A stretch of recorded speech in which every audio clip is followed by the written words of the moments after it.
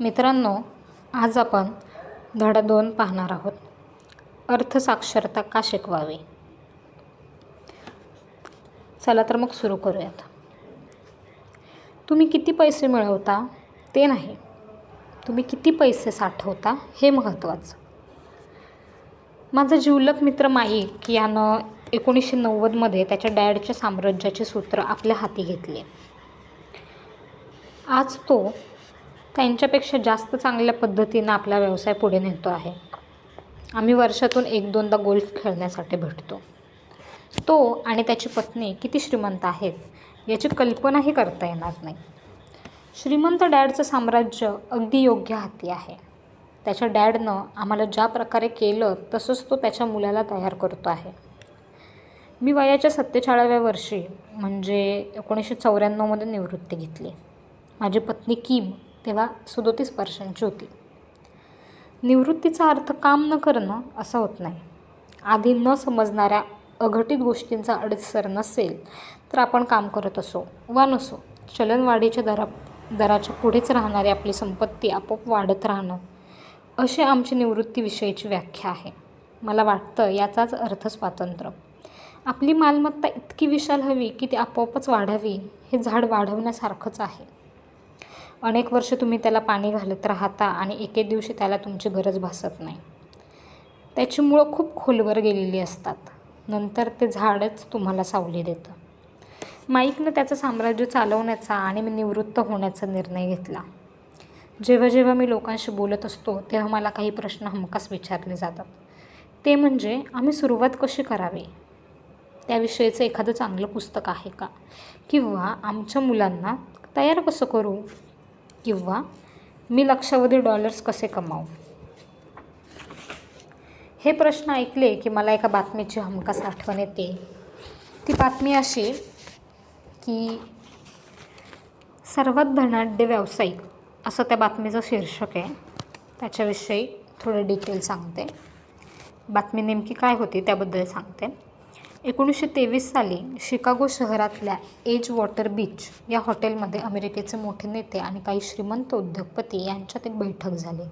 त्या बैठकीला सर्वात मोठ्या स्टील कंपनीचे प्रमुख चार्ल्स श्वॉब, जगातील सर्वात मोठ्या सार्वजनिक संस्थेचे प्रमुख सॅम्युएल इन्सल, सर्वात मोठ्या गॅस कंपनीचे अध्यक्ष Howard Hobson, international match company, त्यावेळच्या जगातील सर्वात मोठ्या कंपनीचे अध्यक्ष आयव्हर क्रुगर, बँक ऑफ इंटरनॅशनल सेटलमेंटचे अध्यक्ष लिओर फ्रेयर, न्यू स्टॉकचे एक्सचेंजचे अध्यक्ष रिचर्ड व्हिटनी, ऑर्थर कॉटन आणि जेमी विल्मोर हे सर्वात मोठे सट्टेबाज आणि अमेरिकेच्या मंत्रिमंडळातील मंत्री अल्बर्ट फॉल असे दिग्गज हजर होते. 25 वर्षानंतर यापैकी 9 जणांची काय परिस्थिती होती? श्वॉब हे 5 वर्ष कर्जबाजारी होते आणि ते निर्धन अवस्थेतच मरण पावले. इन्सल देखील परदेशात विपन्नावस्थेत वारले. क्रुगर आणि कॉटन हे देखील विपन्नावस्थेतच वारले. हॉब्सन यांना वेड लागलं आणि फ्रेझर आणि लिव्हमोर यांनी आत्महत्या केली. आता हे खूप मोठे नामांकित लोक आणि त्यांचं भविष्यात काय झालं हे रॉबर्ट कियोसाकी सांगतायत आपल्याला त्या बातमी थ्रू. या लोकांचं असं का झालं असावं हे कुणालाही सांगता येणं अवघड आहे. या बैठकीचं साल होतं 1923. शेअर बाजार कोसळून महामंदी आली 1929 साली. या मंदीचा या लोकांच्या आयुष्यावर खूप खोलवर परिणाम झाला असेल अशी माझी तरी अटकळ आहे. सगळ्यात महत्त्वाचं म्हणजे आपण आज ज्या काळात राहतो तो याहीपेक्षा जास्त जलद गतीनं बदलणारा काळ आहे. या लोकांनी बाजार कोसळल्यानंतरच्या 25 वर्षात ज्या ज्या परिस्थितीला तोंड दिलं असेल तसे प्रसंग बाजार चढण्याचे आणि धपकन कोसळण्याचे आता कित्येकदा येतील. मला चिंता वाटते ती त्याची की आजकाल अनेकांनी त्यांच्या सर्वात मोठ्या संपत्तीला, शिक्षणाला केंद्रस्थानी आणण्याऐवजी पैशाला केंद्रस्थानी आणले. आणि माणूस तो अधिक लवचिक असतो. माणूस हा अधिक जर लवचिक असेल, त्याची मनं मोकळी असतील, त्याची शिकण्याची तयारी असेल तर तो अधिकाधिक श्रीमंत होतो. या उलट पैसाच आपले सारे प्रश्न सोडवेल असा विचार जर आपण करत असू तर त्याचा पुढील काळ हा कठीणच असतो. आपली बुद्धी आणि हुशारीच आपला प्रश्न सोडवत असते आणि आपली बुद्धी आणि हुशारी आपल्या पैशांची निर्मिती करत असते. मित्रांनो, जर आपल्याकडचे पैसे संपले तर प्रश्न उद्भवतो तो पैसा पुन्हा निर्माण करण्याचा. त्यामुळे आपण बुद्धी आणि हुशारी यावर जर अभ्यास केला, यावर जर नियमितपणे सराव केला आणि या गोष्टीत जर पारंगत झालो, तर मुळात पैसा हा आपोआप तयार होईल. त्यामुळे आपण बुद्धी आणि हुशारी यावर प्रयत्न करूयात, म्हणजे पैशांची निर्मिती ही आपोआप होईल. आणि समजा जर अर्थसाक्षरता नसेल तर असलेला पैसा तेवढ्याच वेगात संपून जातो. म्हणजे बऱ्याचदा आपण असं म्हणतो की पैसा आला गेला कळलंच नाही. याचाच अर्थ पैसा येतो, पण आर्थिक साक्षरता आपल्यात नसल्यामुळं तो तितक्या वेगाने संपून जातो आणि आपण मात्र पैशाकडे पाहत राहतो. आपल्याला आयुष्यभरात किती पैसा मिळाला यापेक्षा आपण तो किती साठवला आणि वाढवला याला जास्त महत्त्व आहे. हेच अनेकांना माहीत नाही. आपण गरिबांनी मोठमोठ्या लॉटरी जिंकल्याच्या बातम्या वाचतो. काय होतं त्यानंतर? त्यांना लक्षावधी डॉलर्स मिळतात, ते झटक्यात श्रीमंत होतात आणि त्याच वेगानं पुन्हा पहिल्या ठिकाणी येऊन पोचतात. व्यावसायिक ॲथलीटच्या कथाही आपल्या कानावर येतात. वयाच्या 23-24व्या वर्षी ते लक्षावधी डॉलर्स कमवतात आणि 34व्या वर्षी ते बेघर असतात, एखाद्या पुलाखाली झोपत असतात. मला एका तरुण बास्केटबॉल खेळाडूची आठवण येते. वर्षभरापूर्वीच तो लखपती होता आणि आज वयाच्या 29व्या वर्षी तो गाड्या धुण्याच्या केंद्रावर कमी पगारावर गाडी धुण्याची नोकरी करतोय. मित्र, वकील आणि अकाउंटंटनं आपल्याला लुटलं असं त्याचं म्हणणं आहे. त्या गाड्या धुण्याच्या केंद्रावरून त्याला काढून टाकण्यात आलं याचं कारण त्यानं बोटातली अंगठी काढण्यास नकार दिला. ती अंगठी त्याला सर्वोत्कृष्ट खेळाडू म्हणून मिळाली होती. ती त्याची गोष्ट राष्ट्रीय बातमी झाली आणि तो नोकरीवरून काढून टाकल्याबद्दल कष्ट आणि भेदभाव या मुद्द्यावरून न्यायालयात दावा करणार आहे. आपल्याकडे आता फक्त ती अंगठी शिल्लक राहिली आहे आणि तीच काढली तर आपण कोलमडून पडू असं त्याचं म्हणणं आहे. एका फटक्यात लक्षाधीश झालेला कितीतरी जणांना मी ओळखतो. लोक श्रीमंत होत असल्याचा मला आनंद होत असला तरी मी पुन्हा पुन्हा तीच सूचना करत असतो आणि करतो की तुम्ही किती मिळवता यापेक्षा तुम्ही किती सांभाळून ठेवता आणि किती पिढ्यांपर्यंत हे महत्त्वाचं आहे. तर मला अनेक जण अनेकदा विचारतात की मी कुठून सुरुवात करू किंवा मी लवकरात लवकर श्रीमंत कसा होऊ. मी त्यांना उत्तरही देतो, पण माझ्या उत्तरामुळे ते निराश होतात. त्यांना मी एवढंच सांगतो की माझ्या श्रीमंत डॅडनं मला सांगितलं होतं की तुला जर श्रीमंत व्हायचं असेल तर तू अर्थसाक्षर असायलाच हवा. आम्ही ज्या ज्या वेळी भेटायचो त्यावेळी ते हीच गोष्ट परत परत सांगायचे. माझे उच्च शिक्षित डॅड वाचनावर जोर देत असत, तर श्रीमंत डॅड हे अर्थसाक्षरतेवर. एक लक्षात घ्या, तुम्ही जर एम्पायर स्टेट बिल्डिंग उभारणार असाल तर तुम्हाला पाया खोलवर खणावा लागेल, त्यात भक्कम फाउंडेशन ओतावं लागेल. जर तुम्ही एखाद्या उपनगरात घर बांधणार असाल तर साधारण 6 इंचाची कॉन्क्रीट स्लॅब पुरेशी होईल. ही खूप सरळ आणि साधी गोष्ट आहे.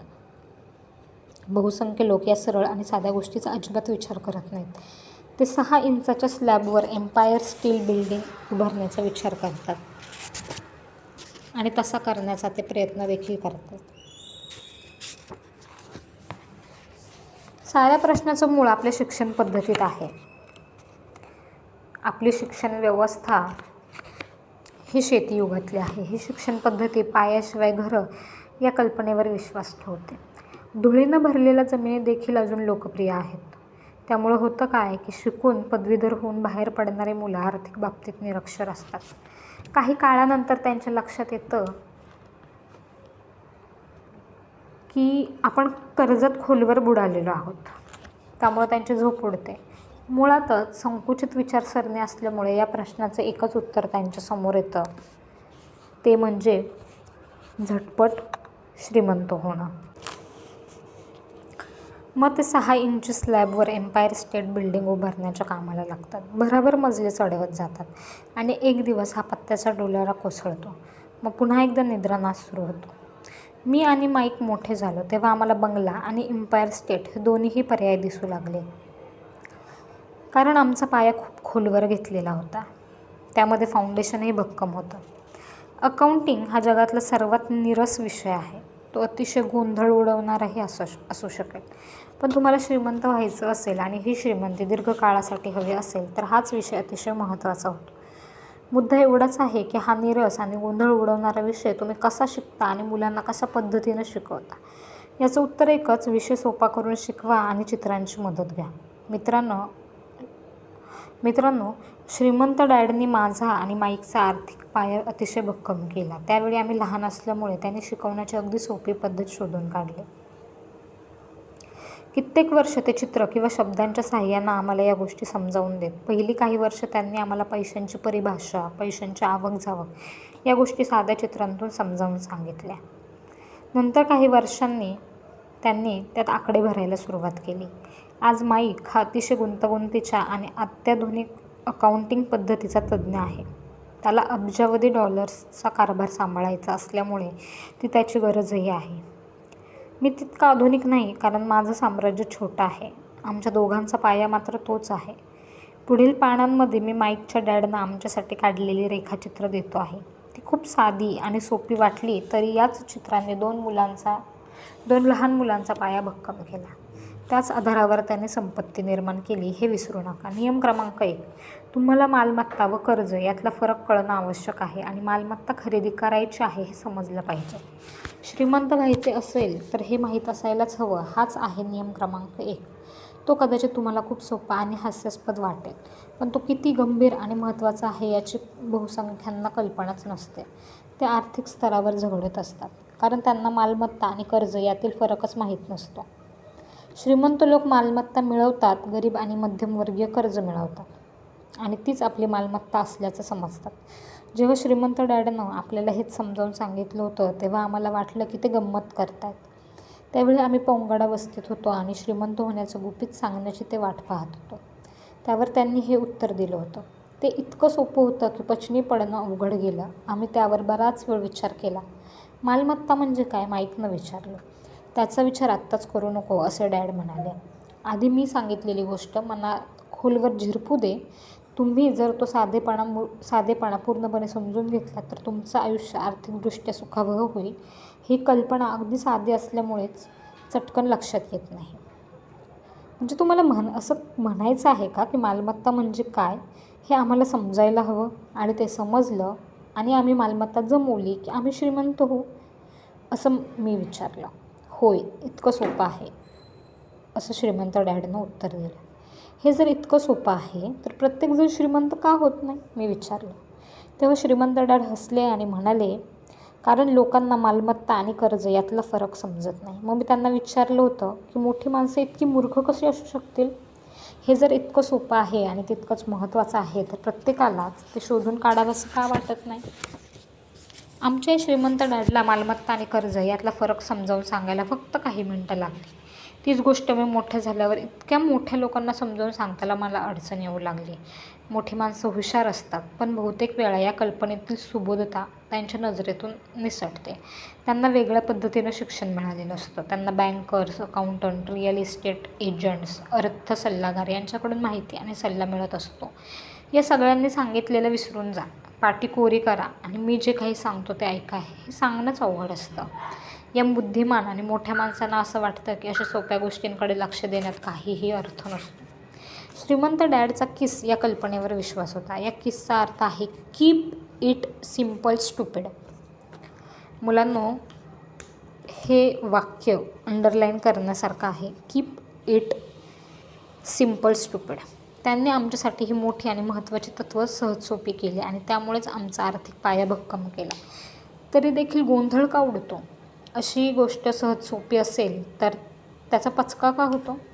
एखादी व्यक्ती एखादी मालमत्ता विकत घेते आणि प्रत्यक्षात ते कर्जच असं असतं.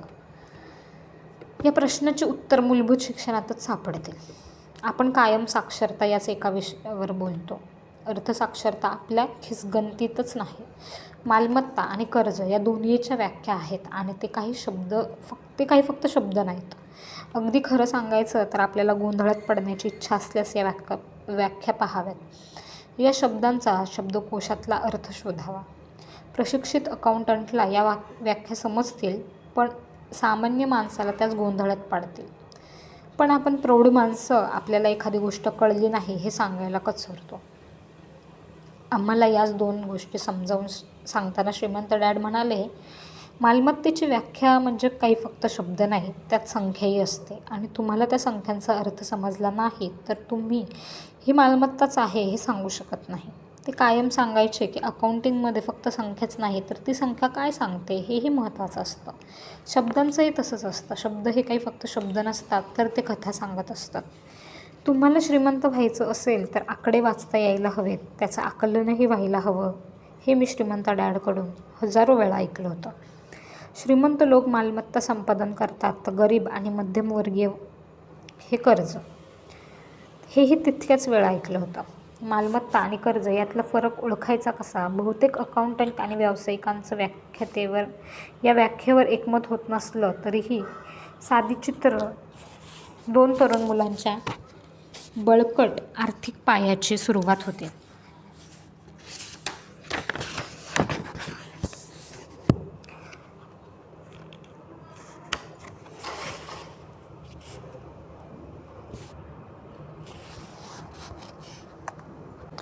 मित्रांनो, या पुस्तकात पुढे मालमत्तेचा एक कॅश फ्लोचा नमुना आहे. तर तो कॅश फ्लोचा नमुना आहे एका तक्त्याद्वारे दिलेला आहे. तो मी समजून सांगण्याचा प्रयत्न करते. इन्कम स्टेटमेंट नावाचा एक ब्लॉक आहे. त्यात उत्पन्न आणि खर्च असे सब ब्लॉक आहेत. तसेच बॅलन्स शीट नावाचा एक ब्लॉक आहे आणि त्याला मालमत्ता आणि देणी असे सब ब्लॉक आहेत. आणि इन्कम स्टेटमेंटमधला उत्पन्न आणि बॅलन्स शीटमधला मालमत्ता यांचा परस्पर संबंध दाखवलेला आहे बाणाद्वारे. तर त्यावर वरचा चौकोन म्हणजेच उत्पन्नाच्या नोंदी म्हणजे इन्कम स्टेटमेंट जो आहे त्याला नफा तोटा पत्रक असंही म्हटलं जातं.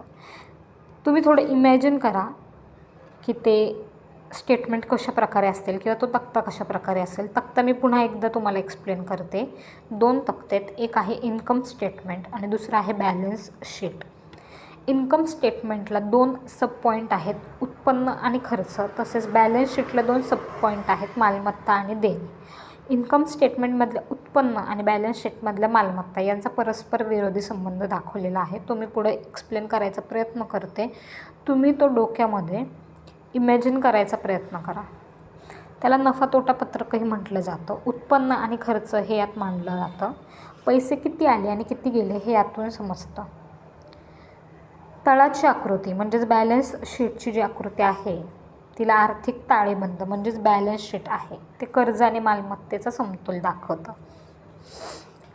देणी, आपण बॅलन्स शीटमध्ये मालमत्ता आणि देणी 2 गोष्टी बघितल्या. देणी म्हणजे एक प्रकारचं कर्ज आहे. तर कर्ज आणि मालमत्तेचा समतोल दाखवणारी गोष्ट म्हणजे बॅलन्स शीट आहे असं थोडक्यात सांगणं आहे.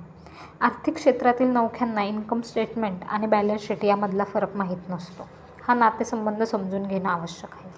तर मी आधी म्हटल्याप्रमाणे माझ्या श्रीमंत डॅडने आम्हा 2 लहान मुलांना साधं सांगितलं, मालमत्ता तुमच्या खिशात पैसे आणते.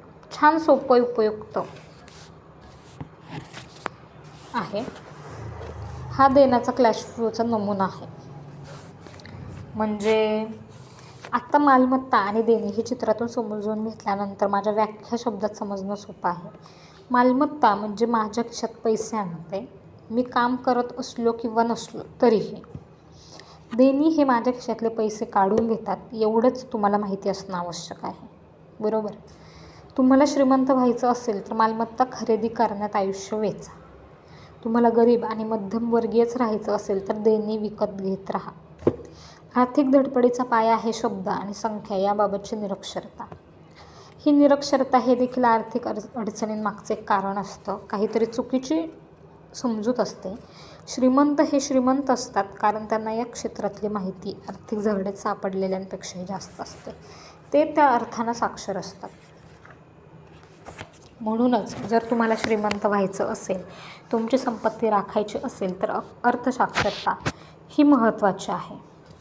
ही साक्षरता शब्दांची हवी तशा आकड्यांची हवी. या चित्रांमध्ये दाखवलेले बाण कॅश फ्लो, मी तुम्हाला सांगितलेलं आहे की इन्कम स्टेटमेंटमधील उत्पन्न आणि बॅलन्स शीटमधील मालमत्ता यांचा बाणाद्वारे परस्पर संबंध दाखवलेला आहे. पैशांचा ओघ दर्शवतात ह्या गोष्टी. फक्त संख्या आणि शब्दांना फारसा अर्थ नाही, त्यामागची कथा मोलाची असते. आर्थिक अहवालातील आकडे वाचणं म्हणजे त्यातील कथेचा शोध घेणं आणि पैशाचा ओघ कुठून कुठे जातो हे समजून घेणं. 80% कुटुंबात आर्थिक कथा म्हणजे पुढे जाण्यासाठी घेतलेल्या खूप कष्टांची कथा, कारण आयुष्यभर त्या मालमत्तेऐवजी कर्जाचीच खरेदी करत असतात. आता एका गरीब व्यक्तीचा कॅश फ्लोचा नमुना आहे. आता मी परत एकदा तुम्हाला इमॅजिनरी तुम्ही तुमच्या डोळ्यासमोर ते आणण्याचा प्रयत्न करा, ते इमॅजिन करायचा प्रयत्न करा की एक इन्कम स्टेटमेंट आहे, वरती हेडिंग आहे इन्कम स्टेटमेंट आणि दोन त्याला सब पॉईंट आहेत. एक आहे उत्पन्न आणि दुसरं आहे खर्च. आता उत्पन्न, तुम्हाला उत्पन्न कशातून येतं? समजा मी नोकरी करते, तुम्हाला उत्पन्न म्हणजे केवळ एक माझा खर्च, पगार आहे. माझा पगार हेच माझं उत्पन्न आहे. माझं काही कुठलाही बिझनेस नाही आहे. आणि पगार कशातून येतो? तर मी कुठेतरी नोकरी करते म्हणून. म्हणजे आपण सुरुवातीला असा विचार करूयात की मी नोकरी करते, नोकरीतून मला एक उत्पन्न मिळतं आहे जे इन्कम स्टेटमेंटच्या अंडर आहे आणि उत्पन्न म्हणजे माझा पगार आहे. आता दुसरं इन्कम स्टेटमेंटच्या अंडर येणारा दुसरं एक आहे, तो म्हणजे खर्च. पहिलं होतं उत्पन्न, दुसरं आहे खर्च. आता खर्च काय काय येतं? कर म्हणजे टॅक्स, घरभाडं, अन्न, वाहतूक आणि कपडे, एवढा सगळा माझा खर्च असतो. आता मित्रांनो, हा विचार करा की आपण असं बऱ्याचदा आपल्या मराठीमध्ये घराघरात बोललं जातं की लक्ष्मी येताना एका दारातून येते, पण जाताना तिला अनेक दारं असतात. म्हणजे उत्पन्न, माझ्या उत्पन्नाचं साधन जर काही असेल, ती म्हणजे माझी नोकरी आहे, माझा पगार आहे, नोकरीतून येणारा पगार आहे, ते एकमेव आहे. म्हणजे लक्ष्मी आली माझ्या घरात एका वाटेने, ती आली पगाराच्या वाटेने, नोकरीच्या वाटेने. पण ती जाणार आहे अनेक दिशांनी, अनेक दारांनी, ती अनेक वाटेने वेगवेगळ्या ती बाहेर जाणार आहे. ती म्हणजे माझं टॅक्स असणार आहे, माझं घरभाडं असणार आहे, माझं अन्न असणार आहे 2 वेळाची, माझी वाहतूक असणार आहे आणि माझे कपडे असणार आहे. ह्या गोष्टी खूप वेगवेगळे खर्च आहे. हाच एक फक्त गरीब व्यक्तीच्या कॅश फ्लोचा नमुना आहे. आता आपण मध्यमवर्गीय व्यक्तीच्या कॅश फ्लोचा नमुना बघूया. सेम तसंच, काहीही वेगळं नाही. 2 सब पॉईंट आहे इन्कम स्टेटमेंटला, उत्पन्न, खर्च. उत्पन्न येतं कशातून? तर नोकरीतून, नोकरी थ्रू पगारातून एक उत्पन्न येतं. खर्च त्याला सब पॉईंट काय आहेत? आपण गरीब घरात बघितलं तर कर, घरभाडं, अन्न, वाहतूक, कपडे, एवढंच आहे. पण मध्यमवर्गीय घरात काय होतं? कर, कर्जाचे हप्ते, गाडीचे हप्ते, क्रेडिट कार्डचे हप्ते आणि शैक्षणिक कर्जाचे हप्ते. येतं आहे का तुमच्या लक्षात? तुम्ही हे इमॅजिन करायचा प्रयत्न करा मित्रांनो. हे खूप महत्त्वाचं सांगितलेलं आहे. इथे कुठली स्क्रीन नाही, त्यामुळं मला तुम्हाला त्या पद्धतीने एक्सप्लेन करता येत नाही आहे, पण हे अगदी सहज आणि सोपं आहे. मी पुन्हा एकदा सांगते. नोकरीतून येणारं उत्पन्न म्हणजेच पगार, आणि तो पगार एक मध्यमवर्गीय व्यक्ती हे कर, कर्जाचे हप्ते, गाडीचे हप्ते, क्रेडिट कार्डचे हप्ते आणि शैक्षणिक कर्जाचे हप्ते, यातून तो फ्लो जातो आहे. आता बॅलन्स शीटमध्ये काय आहे? मध्यमवर्गीय व्यक्तीच्या बॅलन्स शीटमध्ये एका बाजूला मालमत्ता आहे, दुसऱ्या बाजूला कर्ज आहे. मालमत्तेमध्ये काहीही नाही, कर्जामध्ये आहे गृहकर्ज, गाडीचे कर्ज, क्रेडिट कार्डचे कर्ज आणि शैक्षणिक कर्ज.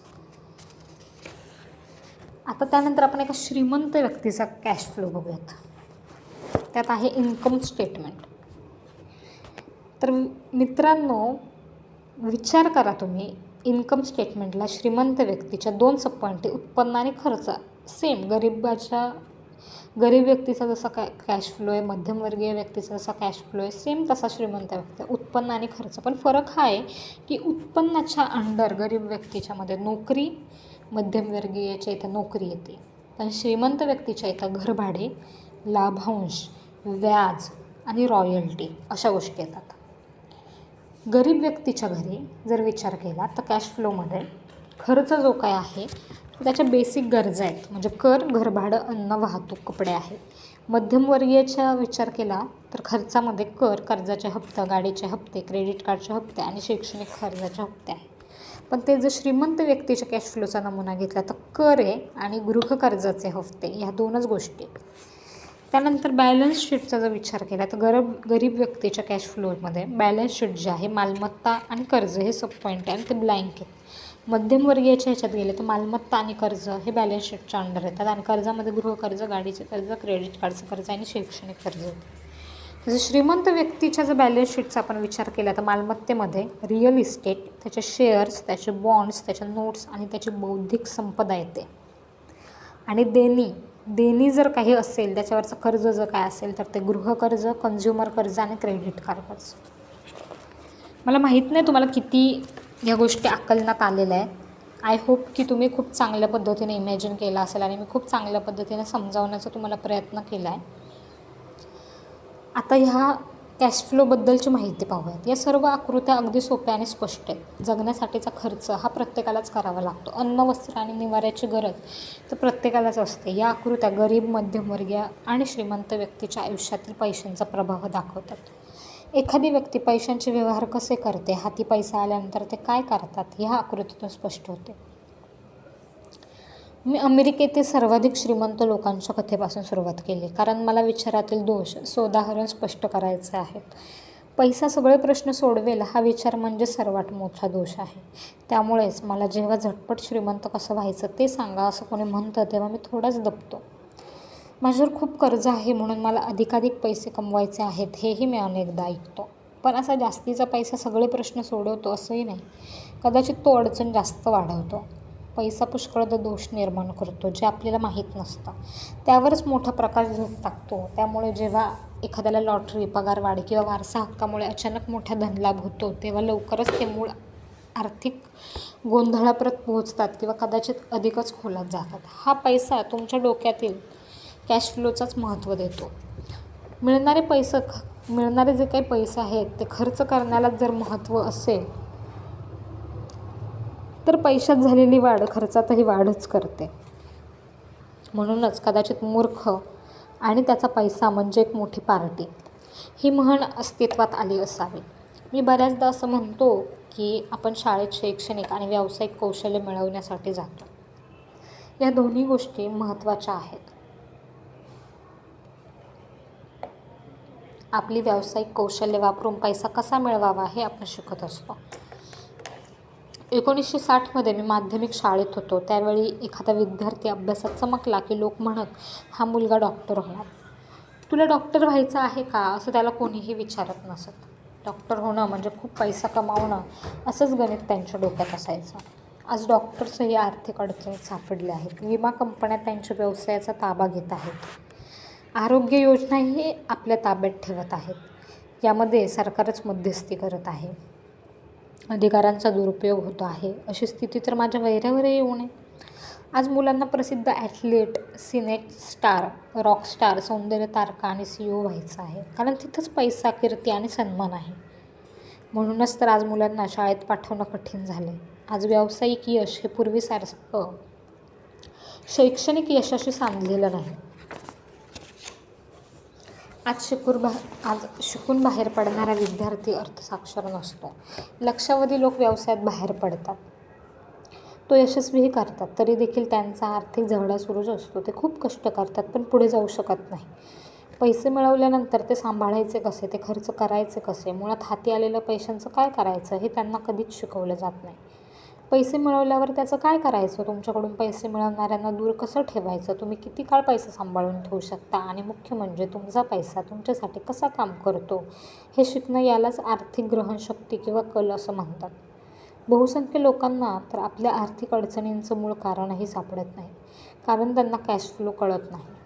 एखादी व्यक्ती उच्च शिक्षित, व्यावसायिक पातळीवर यशस्वी असूनही आर्थिकदृष्ट्या निरक्षर असू शकते. ही माणसं गरजेपेक्षा जास्त कष्ट करतात, कारण ते फक्त कष्ट करायलाच शिकलेले असतात. पैसा त्यांच्यासाठी कसा काम करेल याची माहितीच त्यांना नसते.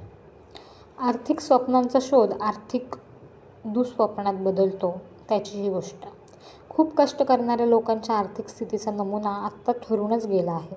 नुकतंच लग्न झालेलं, आनंदी आणि उच्चशिक्षित जोडपं भाड्याच्या छोट्या घरात राहायला येतं. ते दोघंच असल्यामुळं त्यांच्याकडे पैसे साठू लागतात आणि ही गोष्ट त्यांना चटकन समजते. आणि आता त्यांना जाणवतं की त्यांचं हे भाड्याचं घर छोटंसंच आहे. मग ते स्वतःच्या मोठ्या घराचं स्वप्न पाहू लागतात. म्हणजे त्यांना मुलं होण्यासंबंधी विचार करता येईल. आता ते त्या घरासाठी पैसे साठवतात. त्यांच्या उत्पन्नाचे 2 स्रोत असतात, त्यामुळे पैसा भराभर साठू लागतो. पण जसं त्यांचं उत्पन्न वाढू लागतं तसं त्यांचे खर्चही वाढू लागतात. म्हणजे इन्कम स्टेटमेंट काय म्हणतं की उत्पन्न वाढला म्हणजे खर्च वाढतो. बहुसंख्य लोकांना सर्वात मोठा खर्च असतो सरकारचे कर. त्यातल्या बऱ्याच जणांना वाटतं की आयकर सगळ्यात जास्त असतो, पण ते तसं नाही. भारतात PF किंवा भविष्य निर्वाह निधी सर्वात जास्त असतो. वेतनाच्या किमान 12% ते 12% आहे असं वाटतं, पण प्रत्यक्षात तो 25.61% एवढा होतो. कारण मालकाने जो हिस्सा भरायचा असतो तो तुमच्या हातात देऊ शकत नाही. अमेरिकन नागरिकांच्या बाबतीत सांगायचं तर सोशल सिक्युरिटीसाठीचा कर सर्वात जास्त असतो. सोशल सिक्युरिटीचा कर आणि आरोग्य सेवांसाठीचा कर एकत्र केला तर तो 7.5% एवढा होतो. मग देणी वाढत जातात. आपण आपल्या उदाहरणातल्या तरुण जोडप्यांच्या साहाय्यानं हे सिद्ध करून दाखवू शकतो. उत्पन्न वाढू लागल्यानंतर ते आपल्या स्वप्नातलं घर घेण्याचं निश्चित करत असतात. नवीन घरात आल्यानंतर त्यांना मालमत्ता कर नावाचा कर द्यावा लागतो. नंतर ते नव्या घराला शोभेशी नवी गाडी, नवं फर्निचर आणि इतर गोष्टी विकत घेत राहतात. अचानक एक दिवस त्यांना जाग येते. त्यांना समजतं की त्यांच्या कर्जाचा राखाना गृहकर्ज, क्रेडिट कार्डचं देणं यांनी गच्च भरलेलं आहे.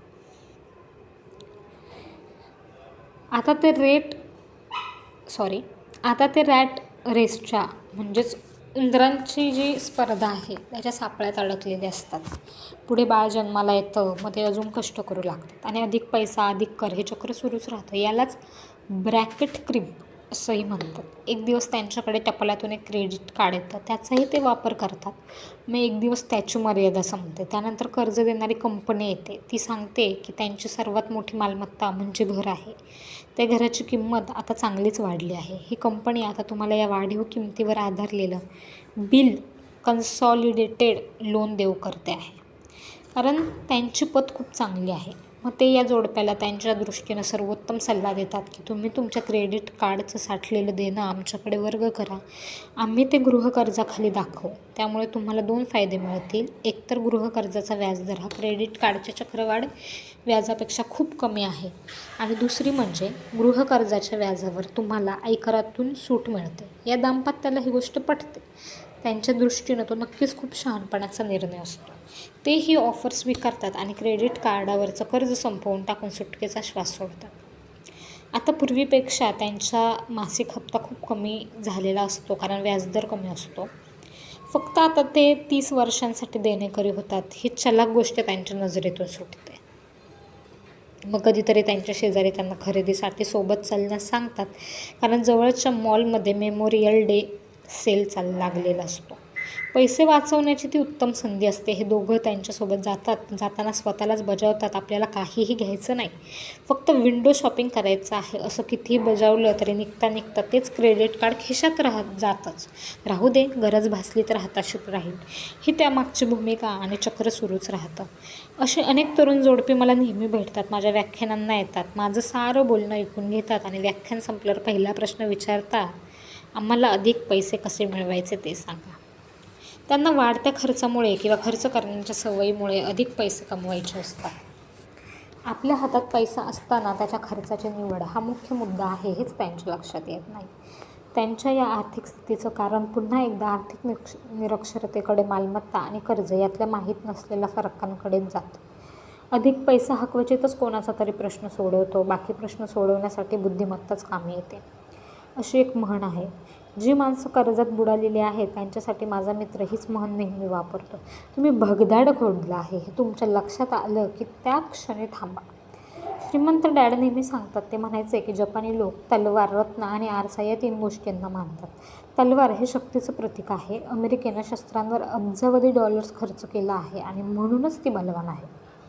रत्न हे पैशांच्या शक्तीचं प्रतीक आहे. ज्याच्या हातात सोनं तोच कायदा करतो, या वाक्यप्रचारात नक्कीच तथ्य आहे. आरसा हे स्वतःबद्दलच्या ज्ञानाचं प्रतीक आहे. जपानी आख्यायिकेनुसार स्वतःबद्दलचं ज्ञान हा सर्वात मोलाचा ठेवा आहे.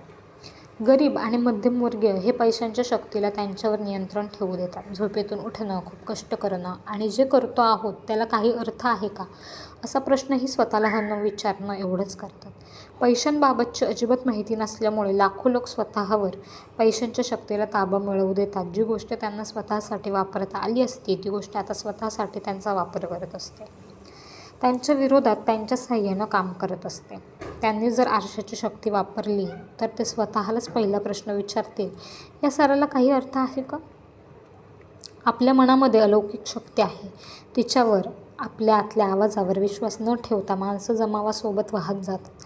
सारेजण जे करतात तेच तेही करत राहतात. प्रश्न विचारण्याऐवजी ते जुळवून घेतात. त्यांना जे काही सांगितलं आहे त्याचीच पुन्हा पुनरावृत्ती करत राहतात.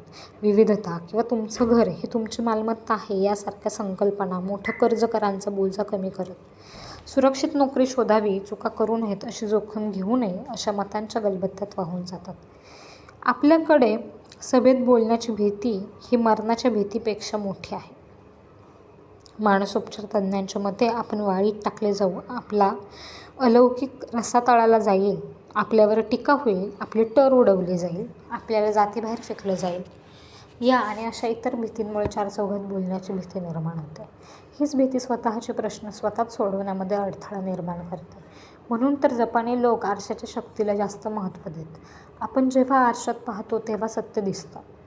इतर वेळी फक्त काल्पनिक भीतीपोटी सुरक्षित खेळण्याचा सल्ला दिला जातो. मग तो आर्थिक बाबीत असो, खेळांच्या बाबीत असो, नातेसंबंधाच्या बाबीत असो किंवा करिअरच्या बाबतीत. सामान्यपणे स्वीकारलेली मतं किंवा लोकप्रिय गोष्टींविषयी आपलं प्रामाणिक मत अशा वाळीत टाकण्याच्या भीतीमुळेच व्यक्त केलं जात नाही.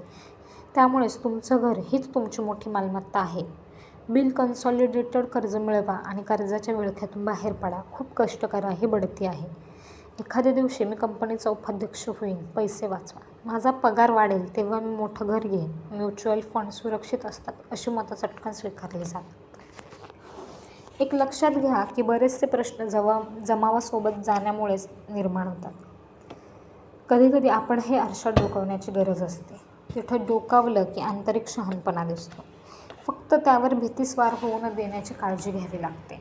मी आणि माईक 16 वर्षांचे झालो तेव्हा आम्हाला कनिष्ठ महाविद्यालयात खूपच अडचणी येऊ लागल्या. आम्ही काही वाईट मुलं नव्हतो, पण आम्ही जमावापासून लांब राहू लागलो. आम्ही शाळा सुटल्यावर आणि दर शनिवारी रविवारी माईकच्या डॅडसाठी काम करत असू.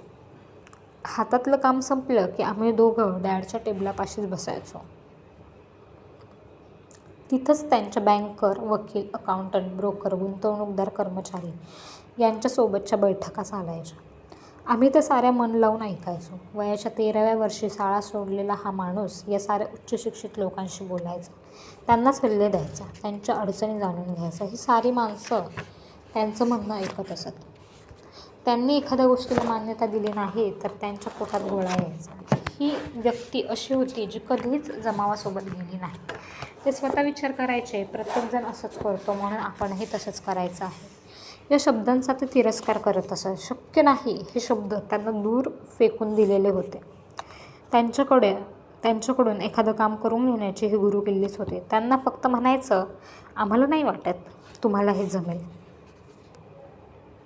माईक आणि मी त्यांच्याजवळ बसून जेवढं शिकलो त्यांच्या 1.0 शाळा कॉलेजात शिकलो नाही. माईकच्या डॅडनं उच्च शिक्षण घेतलेलं नव्हतं, पण ते अर्थसाक्षर होते, म्हणूनच यशस्वी होते. बुद्धिमान माणसं त्यांच्यापेक्षा बुद्धिमान लोकांना कामावर ठेवतात, असं ते नेहमी सांगायचे. त्यांच्यापाशी तासनतास बसून फक्त त्यांचं आणि त्यांच्या भोवती असलेल्या बुद्धिमान लोकांचं बोलणं ऐकण्याचा आम्हा दोघांना फायदाच होत होता. त्यांच्याकडून खूप काही शिकायला मिळत होतं. त्यामुळेच एक प्रश्न निर्माण होत होता. मी आणि माईक शिक्षक शिकवत असलेल्या गोष्टी तशाच्या तशा स्वीकारू शकत नव्हतो. ते आम्हाला सांगायचे की तुम्ही जर उत्तम गुण मिळवले नाहीत तर तुम्हाला या जगात चांगल्या पद्धतीनं राहता येणार नाही. ते तसं बोलले की आमच्या भुवया उंच व्हायच्या. आम्हाला त्यांची घडी न मोडण्यास, कार्यपद्धतीत बदल न करण्यास आणि सारेचे सारे नियम पाळण्यास सांगितलं जायचं. हीच कार्यपद्धती उत्पादनशीलता आणि सर्जनशीलता नष्ट करते, हेही आमच्या लक्षात येत होतं. श्रीमंत डॅड नेहमी म्हणायचे की शाळा या चांगले कर्मचारी निर्माण करण्यासाठी आहे, उद्योजक निर्माण करण्यासाठी नाहीत. त्यांच्या या सांगण्यामागचा अर्थ आता आमच्या ध्यानी येऊ लागला होता. आम्ही जे काही शिकलो आहोत त्याचा व्यवहारात उपयोग कसा करायचा किंवा पैसा आमच्यासाठी कसा काम करेल हे आम्ही बाहेर शिकलो. ते शाळेत का शिकवलं जात नाही असा प्रश्न आम्हा दोघांनाही पडायचा. मग आम्ही हेच प्रश्न शिक्षकांना विचारायचो. त्यावर ते सांगायचे की पैसा तेवढं महत्त्वाचं नाही. आम्ही जर उत्तम शिक्षण घेतलं, तिथं श्रेष्ठ ठरलो तर पैसा मागोमाग चालत येईल. आम्हाला पैशाचं सामर्थ्य जाणवत गेलं, त्याचं आकलन होत गेलं. तसतसं आमच्यात आणि शिक्षक व वर्गमित्रांमध्ये अंतर पडत गेलं. माझ्या उच्चशिक्षित डॅडनंही मला इतकेच गुण मिळायला हवेत असा कधीच दबाव आणला नाही. मला त्याबद्दल नेहमीच आश्चर्य वाटायचं. आता आमच्यात पैशांवरून चर्चा झडायला सुरुवात झाली होती. त्यावेळीही माझा या बाबतीतला पाया आई वडील या दोघांपेक्षा नक्कीच भक्कम होता. मी त्या विषयाची पुस्तकं वाचत होतो. टॅक्स अकाउंटंट, कॉर्पोरेट वकील, बँकर्स, रिअल इस्टेट ब्रोकर्स यांच्या चर्चा कान देऊन ऐकत होतो आणि माझे डॅड शिक्षकांशीच बोलत असत. एके दिवशी माझ्या डॅडनं मला सांगितलं की आपलं घर हीच त्यांची सर्वात मोठी गुंतवणूक आहे. त्यावेळी मात्र आमची चर्चा हे फारसे सुखावह नव्हते. माझ्या दृष्टीनं ती मोठी गुंतवणूक का नाही हेही मी त्यांना दाखवून दिलं. आता आपण 2 गोष्टींमध्ये कंपॅरिझन करूयात. एक बॅलन्स शीटमध्ये 2 ब्लॉक आहेत, मालमत्ता आणि कर्ज. श्रीमंत डॅडला असं वाटतं घर हे कर्जात येतं, ते मालमत्तेत येत नाही, कारण आपले त्यावरचे हप्ते चालू असतात. त्यामुळे ते मालमत्तेत न येता ते कर्जात येतं. तसंच गरीब डॅडला वाटतं की बॅलन्स शीटमधलं घर हे मालमत्तेमध्ये येतं. आपण जरी कर्जाचे हप्ते फेडू शकत असलो तरी कधीतरी ते कर्ज फिटणार आहे आणि ती गोष्ट, ते घर आपलं होणार आहे, त्यामुळे ते आपल्या मालमत्तेत येतं. तर रॉबर्ट कियोसाकी म्हणतात की माझे श्रीमंत डॅड आणि गरीब डॅड यांच्या घरासंबंधीच्या दृष्टिकोनातला फरक समजावून घेण्यासाठी आपण हा कॅश फ्लो बघितला. एक डॅड म्हणत की घर म्हणजे त्यांची मोठी मालमत्ता आहे आणि दुसऱ्याला ते कर्ज वाटतं. तर ही जी आकृती आहे ती डॅडला पैशांच्या ओघाची दिशा समजावून देण्यासाठी काढली होती. मी त्यांना हेही दाखवून दिलं की मालकीचं घर असल्यामुळे त्यांच्या खर्चात वाढच झाली होती. मोठं घर म्हणजे मोठे खर्च, त्यामुळे पैशाचा ओघ खर्चाच्या रकण्यातून बाहेर जात राहतो. हा एका मध्यमवर्गीय व्यक्तीच्या कॅश फ्लोचा नमुना आहे. इन्कम स्टेटमेंट, उत्पन्न आणि खर्च. घर ही मालमत्ता नाही या कल्पनेला मला आजही आव्हान दिलं जातं. मला हेही माहीत आहे की असंख्य लोकांचं ते एक स्वप्न असतं, तीच त्यांची सर्वात मोठी गुंतवणूक असते आणि काहीच नसल्यापेक्षा घर असणं चांगलं हेही मला माहिती आहे. मी आता तुम्हाला या लोकप्रिय सिद्धांतांसाठी एक पर्याय देतो. मी आणि माझी पत्नी जर मोठं आणि भपकेबाज घर घेणार असू तर आम्हालाही स्पष्टपणे दिसतं की ती आमची मालमत्ता नसेल, ते कर्ज असेल, कारण त्यामुळे आमच्या खिशातून पैसे जाणार आहेत. तर माझं म्हणणं असं की छानसं घर ही भावनिक गोष्ट आहे, त्यामुळे माझ्या मुद्द्यावर एकमत होणार नाही हेही मला माहीत आहे. जेव्हा आपण पैशांविषयी बोलत असतो तेव्हा भावना ही आर्थिक बुद्धिमत्ता कमी करते. हेही सत्य आहे. पैसा हा प्रत्येक निर्णय भावनिक करतो आणि हे मी माझ्या वैयक्तिक अनुभवावरून सांगतो. घरासंबंधी बोलायचं तर बहुसंख्य लोक हे घराचे पैसे फेडण्यासाठी आयुष्यभर कष्ट करत राहतात आणि मुळात जे घर त्यांच्या मालकीचंच नसतं त्याचे पैसे चुकवत राहतात. दुसऱ्या शब्दात सांगायचं तर बहुसंख्य लोक हे दरवर्षी नवं घर घेतात आणि प्रत्येक वेळी मागचं कर्ज फेडण्यासाठी 30 वर्षांचं नवं कर्ज ओढवून घेतात. गृहकर्जाच्या व्याजाची रक्कम जरी करातून वगळली जात असली तरी उरलेला कर आणि कर्जाचा हप्ता भरल्यानंतर जी रक्कम हाती पडते त्यातूनच त्यांना इतर खर्च भागवावे लागतात. हे चक्र गृहकर्ज फेडल्यानंतरही सुरूच राहतं. मालमत्ता कर असतो. माझ्या सासू-सासऱ्यांच्या घरावरील कर जेव्हा महिन्याला $1,000 झाला तेव्हा त्यांना धक्काच बसला. ही वाढ त्यांच्या निवृत्तीनंतर झाली होती, त्यामुळे त्यांच्या बजेटवर खूप ताण पडला आणि त्यांना घर बदलण्याची सक्ती वाटू लागली. घरांची किंमत नेहमीच चढती राहते असंही नाही. माझ्या काही मित्रांच्या अंगावर अजून 10 लाखांचं गृहकर्ज आहे आणि त्यांनी आता ते घर विकलं तर $60 लाख येणार नाहीत अशी परिस्थिती आहे. कर्जफेड करत असताना समोर आलेल्या ज्या संधी हुकल्या त्यामुळे होणारा तोटा सर्वात मोठा आहे. तुमचा पैसा घरातच अडकलेला असेल तर तुम्हाला जास्तीत जास्त काम करावं लागेल, कारण येणारा पैसा हा खर्चाच्या रकण्यातून वाहत राहील हाच आहे. मध्यमवर्गीय कॅश फ्लोचा नमुना. एखाद्या तरुण जोडप्यानं त्यांच्या मालमत्तेच्या रकण्यात जास्त पैसे टाकले तर त्यांचं पुढचं आयुष्य समाधानात जाईल. विशेषतः त्यांची मुलं जेव्हा महाविद्यालयात जाऊ लागलेली असतील तेव्हा त्यांच्या मालमत्तेची किंमत आणि एकूणच मालमत्ताही वाढलेली असेल आणि नवे खर्च भागवण्यासाठी ते उपयुक्त ठरेल. बऱ्याचदा घर हे गृहकर्जाचं आणि त्यामुळे वाढणाऱ्या खर्चाला कारण देतं. थोडक्यात सांगायचं तर मालकीचं घर असणं हा निर्णय खूपच महागडा आहे. तो जर गुंतवणुकीऐवजी घेतला गेला असेल तर त्याचा परिणाम 3 प्रकारे होऊ शकतो. वेळेचं नुकसान. या काळात इतर मालमत्तांच्या किमतीत वाढ झालेली असू शकते. दुसरं, जास्तीच्या भांडवलाचं नुकसान. घराशी प्रत्यक्ष संबंधित असलेले वाढीव खर्च करण्याऐवजी तोच पैसा गुंतवणुकीसाठी वापरता आला असता. शिक्षणाचं नुकसान. घर, बचत आणि निवृत्तीनंतरचे फायदे हे मालमत्तेच्या रकण्यात दाखवले जातात, कारण जवळ पैसेच शिल्लक नसल्यामुळे गुंतवणूक केली जात नाही. त्यामुळे त्यांना गुंतवणुकीचा अनुभवही मिळत नाही. आजचं जग ज्यांना आधुनिक गुंतवणूकदार असं म्हणतं तेही मंडळी कधीच होऊ शकत नाहीत.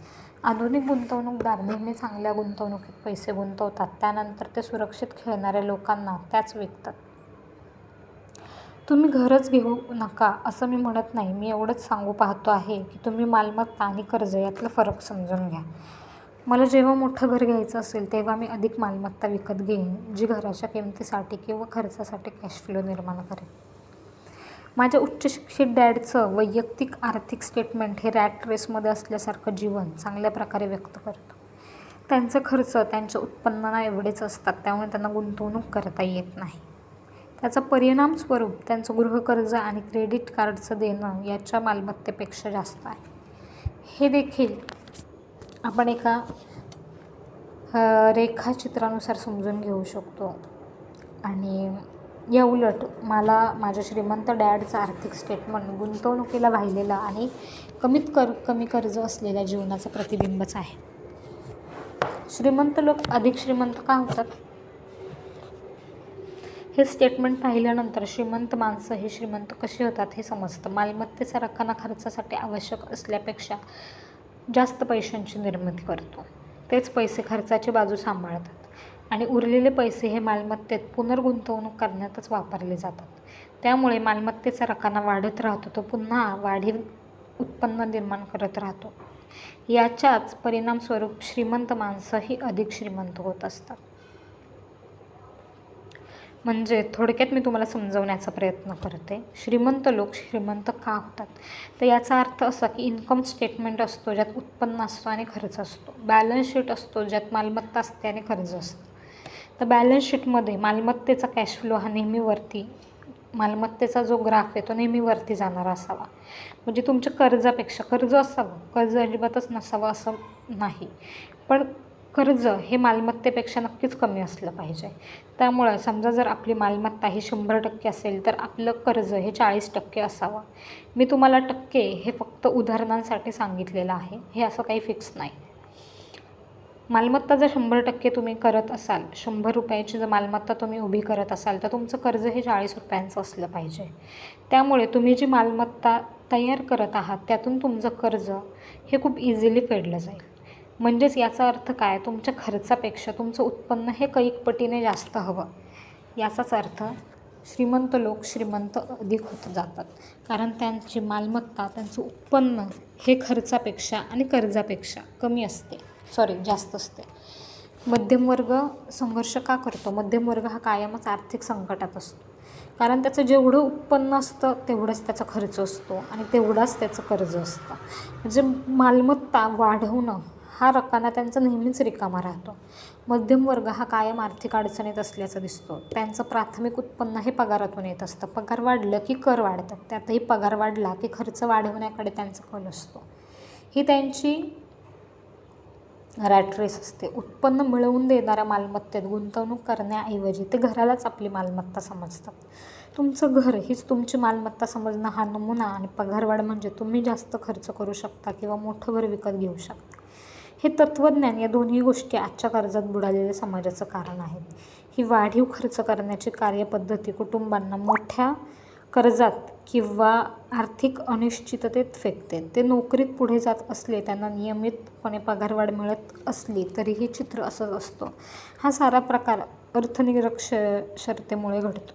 मित्रांनो, तुमच्या घरात जर कोणी नोकरी करणारं असेल तर ते बरेचदा एक वाक्य म्हणतात, जे मीही नेहमी माझ्या घरी म्हणत असते, की पगार वाढतो हे खरं आहे, पण पगार जो वाढतो त्याच्या पटीमध्ये महागाई तेवढी वाढते. त्यामुळं आपल्याला पगार वाढला म्हणजे तो आकडा वाढतो याचं समाधान असतं, पण एक छुप्या पद्धतीने इनडिरेक्टली आपला खर्चही वाढत असतो, तसेच महागाई वाढत असते. त्यामुळे आपल्या वाढलेल्या पगाराचा विशेष असा आपल्या पैशांवर, आपल्या श्रीमंत होण्यावर फरक पडत नाही. मध्यम वर्ग हा आर्थिकदृष्ट्या किती डळमळीत पायावर उभा आहे हे अलीकडंच झालेल्या नोकर कपातीतनं दाखवून देईल. आता कंपनी पेन्शन प्लॅनची जागा 401 घेणार आहे. सोशल सिक्युरिटी स्पष्टपणे अडचणीत आले आहे. आता त्याच्याकडे निवृत्तीनंतरचं उदरनिर्वाहाचं साधन म्हणून पाहता येत नाही. मध्यम वर्गात घबराट पसरली आहे. आज म्युच्युअल फंड्स लोकप्रिय आहेत कारण ते सुरक्षिततेचं प्रतिनिधित्व करतात. म्युच्युअल फंड विकत घेणारे सामान्य जन हे इतर वेळी कर आणि कर्जाचे हप्ते भरण्यासाठी, मुलांच्या शिक्षणासाठी, बचत करण्यासाठी आणि क्रेडिट कार्डची परतफेड करण्यासाठी पैसे मिळवण्यात व्यग्र असतात. त्यांना गुंतवणुकीचा अभ्यास करण्यासाठी, ते शिकण्यासाठी वेळ नसतो. त्यामुळे ते म्युच्युअल फंड मॅनेजरवरच विसंबून राहतात. शिवाय म्युच्युअल फंड्स हे अनेक वेगवेगळ्या प्रकारच्या गुंतवणुकी करत असल्यामुळे त्यांनाही विविधतेमुळे आपला पैसा सुरक्षित आहे याचं समाधान लाभतं. म्युच्युअल फंड दलाल आणि अर्थ सल्लागाराच्या या विविधतेच्या शिकवणुकीशी हा मध्यमवर्गीय गट सहमत असतो. त्यांचं एकच सांगणं असतं, सुरक्षित खेळा आणि जोखीम टाळा. खरी शोकांतिका ही आहे की सामान्य मध्यमवर्गीय माणसांसमोर जी जोखीम असते त्यामागे अर्थनिरक्षरता हेच कारण आहे आणि त्यांना तेच समजत नाही. आर्थिक परिस्थिती बेताची असल्यामुळे ते सुरक्षित खेळण्याचा मार्ग निवडतात. त्यांचा ताळेबंद कधीच समतोल नसतो. त्यांच्यावर कर्जाचा डोंगर असतो आणि उत्पन्न निर्माण करणाऱ्या मालमत्ताच नसतात. त्यांच्या उत्पन्नाचा एकमेव स्रोत म्हणजे त्यांचा पगाराचा चेक असतो. उपजीविकेसाठी ते त्यांच्या मालकावर किंवा कंपनीवर पूर्णपणे अवलंबून असतात. त्यामुळे खरोखरचे आयुष्य घडवणारी संधी जेव्हा त्याच लोकांसमोर उभी राहते तेव्हा ते तिचा लाभ घेऊ शकत नाहीत. ते फार फार मेहनत घेत असतात. कराच्या बोजाखाली त्यांची मान असते आणि त्यांच्यावर कर्जाचा डोंगर असतो. या भागाच्या सुरुवातीलाच म्हटल्याप्रमाणे मालमत्ता आणि कर्ज यांच्यातील फरक माहीत असणं खूप महत्त्वाचं आहे. तो फरक एकदा समजला की उत्पन्न निर्माण करणाऱ्या मालमत्तेची खरेदी करण्यावर तुम्हाला लक्ष केंद्रित करता येईल. हा श्रीमंतीच्या पायऱ्यांकडे नेणारा चांगला मार्ग आहे. हे असंच करत राहिलात की तुमच्या मालमत्तेचा रकाना मोठा होऊ लागेल.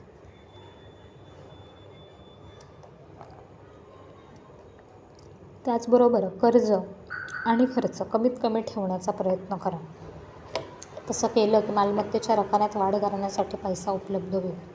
लवकरच मालमत्तेचा पाया अधिक खोलवर जाईल आणि तुम्ही अधिक धोक्याच्या सट्टेबाजीच्या गुंतवणुकीकडे वळू शकाल. या गुंतवणुकीवरील मोबदला 100% आणि त्यापेक्षा कितीही तरी जास्तही मिळू शकतो. $5,000ची गुंतवणूक $10,00,000 किंवा त्यापेक्षाही जास्तही देऊ शकते. अशा गुंतवणुकींना आपला समाज खूपच जोखमीचा मानतो. पण तुम्ही जर आर्थिक अभ्यासाला सुरुवात केलीत तर या सहजपणे करता येतील. या गुंतवणुकी जोखमीच्या नसतात. अर्थनिरक्षरतेपासून आर्थिक बुद्धिमत्तेचा अभाव असल्यानं या व्यक्ती अतिजोखमीच्या बनतात.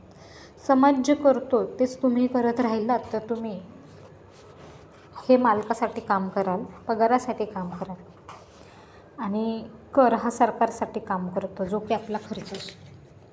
तुम्ही जर कर्मचारी आणि घरमालकही असाल तर 3 सब पॉईंट सांगितलेत. एक आहे की तुम्ही कंपनीसाठी काम करता, दुसरं आहे तुम्ही सरकारसाठी काम करता आणि तिसरं आहे तुम्ही बँकेसाठी काम करता. या 3 गोष्टी तुम्हाला जरा हास्यास्पद वाटेल. मी त्याचा उलगडा करून तुमच्यासमोर मांडण्याचा प्रयत्न करते. तुम्ही कंपनीसाठी काम करता. कर्मचारी त्यांच्या मालकाला किंवा भागधारकांना श्रीमंत करतात. ते स्वतः श्रीमंत होत नाहीत. तुमचे प्रयत्न आणि यश हे मालकांना यश किंवा त्यांच्या सुखद निवृत्तीसाठी मदत करतं. 2. तुम्ही सरकारसाठी काम करता.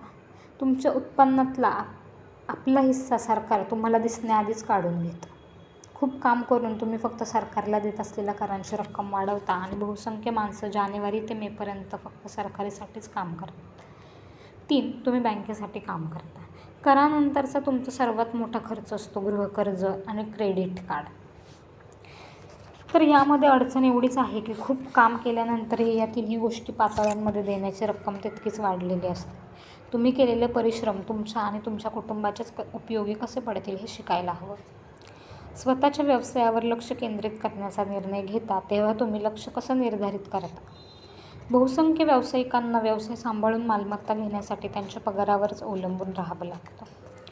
जशी तुमची मालमत्ता वाढत जाते तसं ते त्यांच्या यशाचं प्रमाण कसं मोजतात? एखाद्या व्यक्तीला आपण श्रीमंत आहोत, आपल्याकडे संपत्ती आहे हे कसं समजतं? मला कर्ज आणि मालमत्तेची व्याख्या माहीत आहे तशी मला संपत्तीची व्याख्याही माहीत आहे. खरं तर मी ती बकमिनिस्टर फुल्लर यांच्याकडून उसने घेतलेली आहे. त्यांना काही जण ढोंगी तर काही जण अलौकिक बुद्धिमत्तेचा माणूस मानतात. बऱ्याच वर्षापूर्वी सगळे आर्किटेक्ट त्यांच्याभोवती घुटमळत होते कारण त्यांनी जिओडेसिक डोम नावाच्या एका गोष्टीचं पेटंट घेतलं होतं. तो अर्ज भरताना त्यांनी संपत्तीच्या रकान्यात काहीतरी वेगळंच लिहिलं होतं. त्यामुळे सुरुवातीला खूप गोंधळ झाला होता. ते बऱ्याचदा वाचल्यानंतर त्यामागील अर्थ समजू लागला.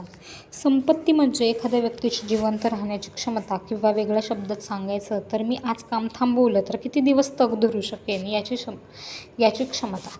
निव्वळ मूल्य म्हणजे काय? तुम्ही जर तुमची मालमत्ता आणि कर्ज यामधील फरक अनेकदा या व्यक्तिसापेक्षही असू शकतो. म्हणजे महागड्या आणि निरुपयोगी गोष्टीसुद्धा एखाद्याला जास्त मौल्यवान वाटू शकतात. या व्याख्येपेक्षाही वेगळी एक व्याख्या आहे, ती अधिक बिनचूक मोजू शकते. आर्थिकदृष्ट्या स्वतंत्र होण्याच्या हेतूनं मी जेव्हा काम करायला सुरुवात केली त्या दिवसापासून आजच्या दिवसांपर्यंत मी कुठवर पोहोचलो हेही याच व्याख्येच्या साहाय्यानं मोजता येतं. निव्वळ मूल्यात पैसा उत्पन्न न करणाऱ्या मालमत्तेचाही अंतर्भाव केलेला असतो. म्हणजे अशी एखादी गोष्ट जी तुम्ही विकत घेतलेली असते आणि तुमच्या गॅरेजमध्ये पडून असते. तुमचा पैसा किती पैसा निर्माण करतो याची आणि तुमच्या तग धरून राहण्याची मोजणी संपत्ती करते. मालमत्तेच्या रकण्यातील कॅश फ्लोच्या खर्चाच्या रकण्याशी तुलना करण्यासाठी संपत्ती हे साधन आहे. आपण एक उदाहरण पाहू की माझ्या मालमत्तेच्या रकण्यातून $1000 एवढा कॅश फ्लो आहे आणि माझा महिन्याचा खर्च $2000 आहे, तर माझी संपत्ती किती? का आपण फुल्लरच्या व्याख्येकडे वळूयात. या व्याख्येनुसार या परिस्थितीत मी किती दिवस जिवंत राहू शकेल?